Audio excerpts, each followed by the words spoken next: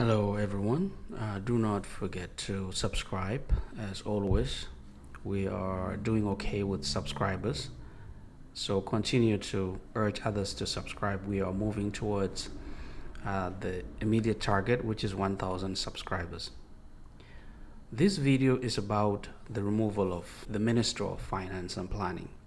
He has joined the list of other finance ministers in the last 19 years or so, since 2005. So since 2005, as of now, we've had 15 finance ministers. And the first one, Okuyen Chul, was the first one, and it was fired in 2007, accused of corruption and things like that. And he said something. He denies having been corrupt. And one of the things he said in his response to accusations in newspapers and also accusations by the former Secretary General of SPLM, Bagana Mom, one of the things that Okuyen said is that when he was at the ministry, there were individuals within SPLM, within the government, and also in the public, people close to the president who would come to him, and he was told to just sign some checks or send some money to given individuals or some companies. And he would be told, these are orders from above. And for him, he tried to urge the parliament to pass some laws, regulatory laws, that would make it difficult for people to be corrupt. Now, Okuyen was removed, and people saying he was corrupt. And then the ones who came after him were not any better. They were removed, and nothing changed. So the problem, as I said in the other video, is not individuals. It's not like you have to bring someone who is highly educated, someone who is highly experienced, and put him within the ministry and things would all change magically overnight. Bag was hired last year, August 3rd last year, and he's been in the docket for less than a year. And things have not improved. We expected him to change things within less than a year. Things that have been going wrong for the last 2 decades. It's unfair to Bag. It also means people around the president or president himself do not understand how things operate, or there are people within the ministry who, like Okuyen said, do not want things to change. Because Bag, he may not have the magic bullet or a magic wand to change things, but he had a plan. He talked about diversifying the economy. He talked about money being spent anyhow in areas where they should not be allocated. He had a plan. He understood the system. He understood what is to be done. But he's been removed because people expecting him to change things overnight. It's to misunderstand the system. To change things also, you have to have something you should work with. He also talked about capacity development. So that means people within the ministry have problems with capacity. So South Sudan depends on oil. The non-oil revenues are not developed, and Bag was working on that. The removal of Bag is a scandal. It's a scandal that needs to be addressed.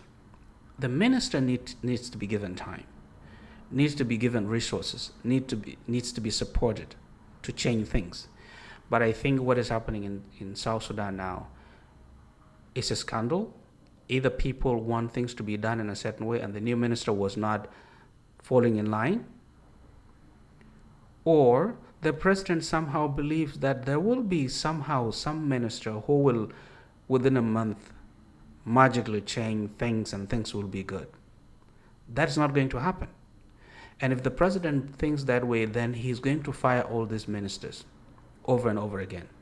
The new minister is not going to change anything and is going to be fired again and then another one put in place. How is that going to change anything? So the only thing that the president needs to do is to put in place modalities where every dollar that comes from oil is not stolen, goes towards development, or goes towards provision of services, goes towards anything the government wants to do for the people. So that means fighting corruption. That means the money that the government allocates to every ministry is known by the public, and every ministry should tell the public this is what we've done with the money. That kind of transparency, we need a lot of change within the system. The system has to change, otherwise nothing is going to change. Changing one minister or putting anyone in the office in the central bank, it's not going to change anything. So the systems change slowly. And for the last 20 years, the system has not been the focus of the state. So if you start today to change the system, then you need to give it time for the people to get used to the system. In Africa, most of the time, institutions are based on individuals or the functionaries who lead them. They are the rule, they are the regulations. In other economies, advanced economies like Canada or the US or Western Europe, institutions are run by protocol, not individuals. So if a minister comes in, the minister is not going to change everything overnight. The minister has to follow the regulations of the ministry. There are people within the ministry, people who are civil servants. These are the heart of the ministry. So what the new minister just only implements government policies, but they cannot just overhaul everything the ministry is doing. They have to come to the civil servants and then talk to them and see how the ministry runs, and then see how they can sort of reconcile the new government policy and the regulatory nature of the ministry. Otherwise, if he comes in and says, okay, I'm going to just overhaul everything, it's not going to work. So what we need in South Sudan is making sure there's a strong civil service in South Sudan. And I'm glad when Bach was hired by the president, Professor Ake talked about this, about civil servants. We've also discussed this in other fora, where we talked without civil service, that's independent of political interference, then things will not change. We need a civil service. So you can, Mr. President, you can hire anyone you want at the ministry, but nothing is going to change as long as they go to the same ministry with the same system, with the same distorted system, with the same lobbyists around. Nothing is going to change. It's just going to be a scandalized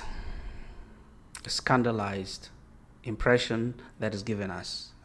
And someone mentioned somewhere, I don't know where, one of the forums, saying that what is going to happen, anyone who is hired as the finance minister is going to steal as much as possible because they know they're not going to be there for more than a year. So just take as much as they can and then leave. Of course, we don't have an accountability in South Sudan. So if you steal things, no one is going to call you to account for anything. So, Mr. President, start working in changing the system and employ technocrats, and change will come slowly. It's not going to become a better South Sudan overnight.